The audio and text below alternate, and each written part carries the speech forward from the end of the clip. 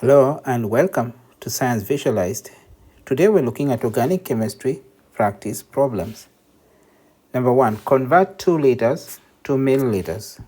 We know that 1000 milliliters equals to 1 liter. So now we need to convert 2 liters, so we use the conversion factor so that the liters and the liters cancel. So we need the 1 liter as a denominator, and then the 1000 milliliters will be the numerator. And now you can see that liter and liter will cancel, and then you're left with 2 times 1000, which gives you 2000, and milliliters is the only unit left, and that will be the answer. Question number 2.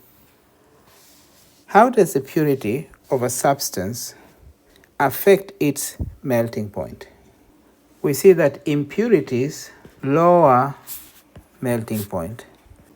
And the reason is that impurities will interfere with the bonding system, the 3D coordination between the molecules.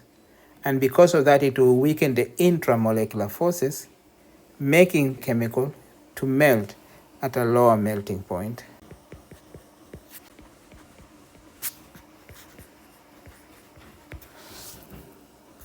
Question number 3.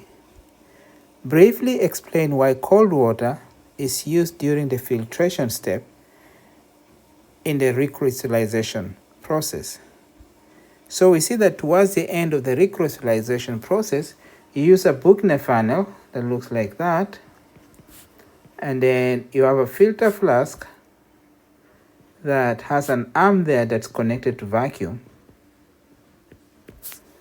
and then you pour your mixture that you want to separate into the filter funnel that already has a filter paper, and you use cold water to wash it, and that's because the product is less soluble in water.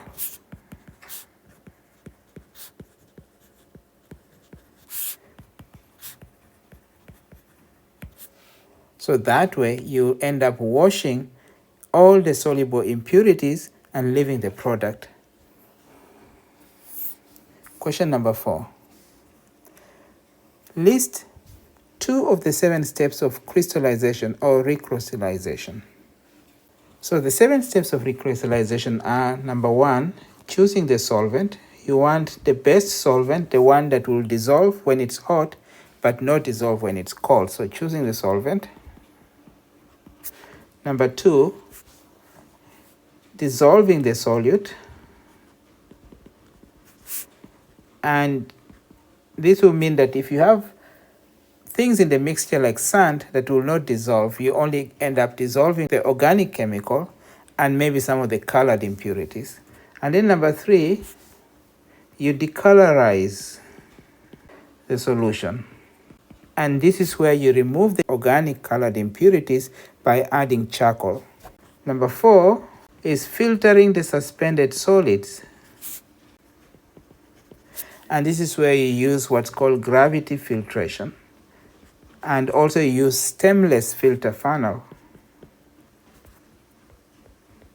The reason for that is you don't want the product to start crystallizing while it is in the funnel. And then step number 5, crystallizing the solute. And this is where you let the filtrate cool slowly, stay at room temperature, thereby resulting in the formation of crystals. Number 6, collecting and washing the crystals, and this is where you use vacuum filtration. And then the last step is drying the product. This is where you remove all traces of solvents and you're left with pure organic product, and then later on you can use the mass to determine what's called percentage recovery, which equals to the amount recovered divided by the mass that you started with, and then times 100%. Number 5, state or list one use or application for each of the following. So for boiling point, 1 is to identify the chemical, so it's used for identification. Number 2, it can be used for separation, especially in a process called distillation. That's where you separate volatile mixtures by virtue of their boiling point differences. And related to that, number 3 is purification.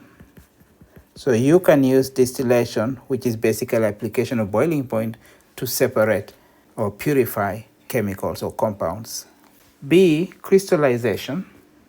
This is mostly used for purification and separation. Question number 6. Provide the names of the organic equipment shown here. So the first one is a condenser. It's actually called a Liebig condenser. And then the second one is an Elmer flask. And the last one is Buchner funnel that's used for vacuum filtration. Thank you very much. Stay tuned for the next part of these practice problems. If you enjoyed this presentation, please support the channel by subscribing. Feel free to comment on the video. See you next time. Bye.